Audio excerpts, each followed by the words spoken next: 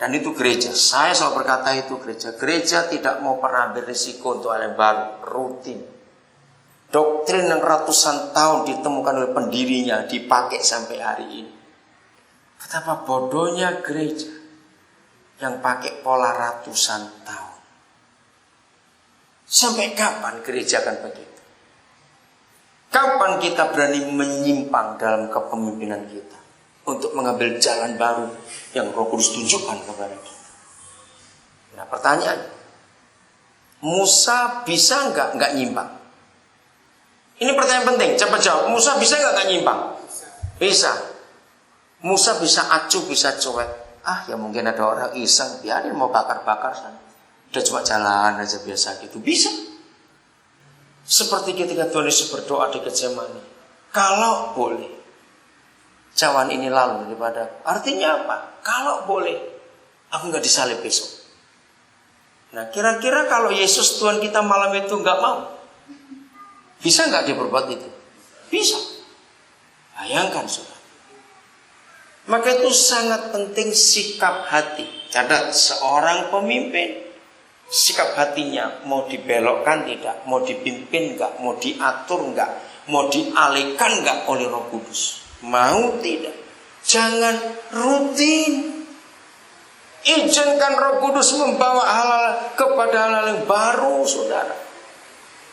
Penting sekali dalam hidup kita seperti ini. Katakan amin. Supaya jemaat pun tidak bosan, supaya orang-orang pun tidak bosan. Maka itu dalam dunia manajemen, saudara, kenapa seorang manajer tidak boleh lebih dari 3 tahun atau 2 tahun, tergantung perusahaannya masing-masing. Maksimal itu 2 tahun. Seorang manajer di posisi yang sama dengan tim yang sama, nggak boleh lebih daripada itu, akan jenuh. Kalau sampai manajer lebih dari 2 tahun di satu tempat dengan orang yang sama, dengan tempat yang sama, dan suasana yang sama, maka 2 kelompok ini akan sama-sama jadi korban. Manajernya akan capek, yang dipimpin pun capek karena jenuh.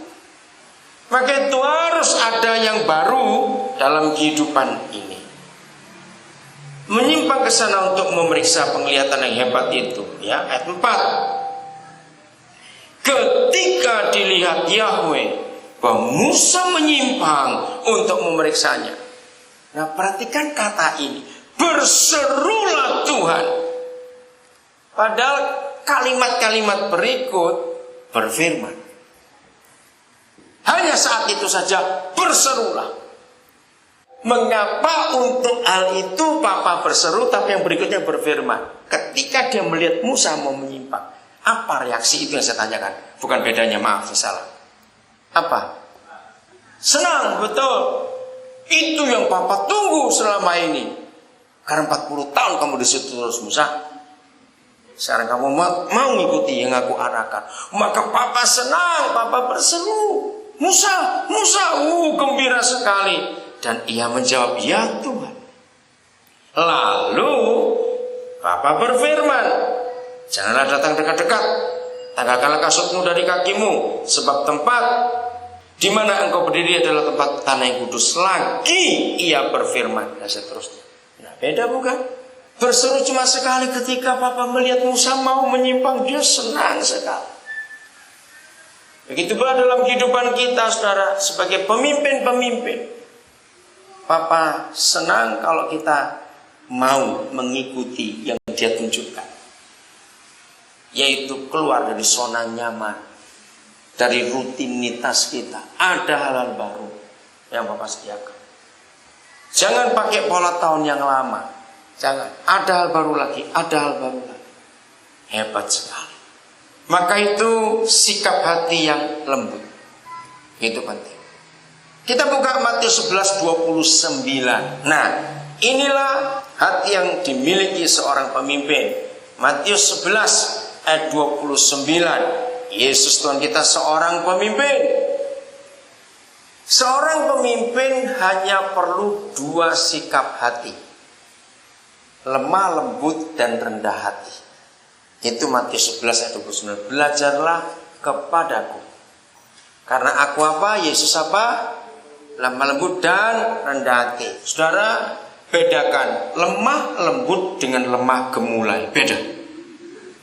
Apa itu lemah lembut? Wah, ini modal utama hati seorang pemimpin. Harus lemah lembut dan rendah hati. Maka itu tadi di surat Titus kan jelas. Tidak pemarah, tidak pemberang, tidak ini. Itu karena hatinya nggak mau lembut. Saudara, lemah lembut itu artinya fleksibel. Lemah lembut artinya lentur. Oke? Lemah lembut itu seperti air. Nah, Tuhan Yesus selama jadi pemimpin, dia nggak kaku. Ini penting sekali. Seorang pemimpin tidak boleh kaku. Harus mau berubah dalam hidupnya. Ada pemulihan setiap hari dalam diri. Bisa bayangkan nggak kalau kaki kita itu lemah lembut? Kaki artinya begini. Kaki itu telapak kaki itu maksud saya. Arti lemah lembut itu sangat indah. Kaki kita bisa pakai sandal dan sepatu ukuran berapa saja itu pas. Nah, itu lemah lembut. Ngerti kata itu? Tubuh yang lemah lembut juga seperti itu. Ukuran berapa saja pas. Saya kagum pada Roh Kudus ketika saya belajar ini. Roh Kudus memberi saya ilustrasi. Nah, contoh pemimpin yang lemah lembut di Alkitab Perjanjian Lama itu Yusuf. Dia sangat fleksibel dan dia lentur. Suasana pertama yang digambarkan oleh Alkitab tentang Yusuf adalah dia anak emas dalam kemewahan. Dia pas, dia nggak sombong, dia nggak jemawa istilahnya, nggak lupa diri. Datang masa yang berikut, dia dimasukkan sumur. Pas juga di sumur itu. Ngerti maksudnya? Dia bisa nikmati, dia nggak mau melawan keadaan, ngikut saja. Itu membuat setan sakit hati. Setan kalah karena Yusufnya pas, lentur, fleksibel. Rapat lagi setan. Yusuf dijual jadi budak. Pas juga di rumah Potifar. Maaf, bukan di rumah, di barak budak. Dia bisa enjoy betul-betul. Setan marah, rapat lagi. Ayatnya nggak ada, cuma saya ngerti aja sendiri gitu. Rapat lagi setan, buat Yusuf dienakan lagi. Potifar dijamah hatinya oleh setan, sayang Yusuf. Dari barak pindah ke rumah, bukan? Yang lain nggak mesti di barak. Yusuf pun pas, dia tidak sombong. Setan marah makin kuat, naik lagi kenikmatan. Tante Potifar cari masalah. Nah, di situ saya belajar, untung Yusuf bukan orang Indonesia. Kalau Yusuf orang Indonesia, rusak rencana Tuhan. Kenapa? Orang Indonesia itu mentalnya penjilat pejabat. Potifar itu eselon 2. Nah, kalau Yusuf orang Indonesia, wah ini istri pejabat eselon 2. Aku nggak cari, dia mulai. Loh, bisa nggak Yusuf berkata seperti itu? Wah, kalau aku mau nasibku berubah. Kira-kira berubah nggak dia? Loh, cepat jawab, berubah tidak? Pasti berubah. Nah, itu kalau akal orang Indonesia. Untung dia bukan. Saudara, dia tolak. Setan terkejut. Ditolak. Wih, luar biasa. Kalau saudara baca di Kejadian 39 ayat 10 ada kalimat gini. Dari hari ke hari perempuan itu menggoda Yusuf. Ya, di umur 20-an. Libidonya masih kuat sekali itu. Dari hari ke hari digoda oleh tante genit itu. Untuk tidur bersama dengan dia. Hebat Yusuf. Dia tolak. Setan marah, rapat lagi.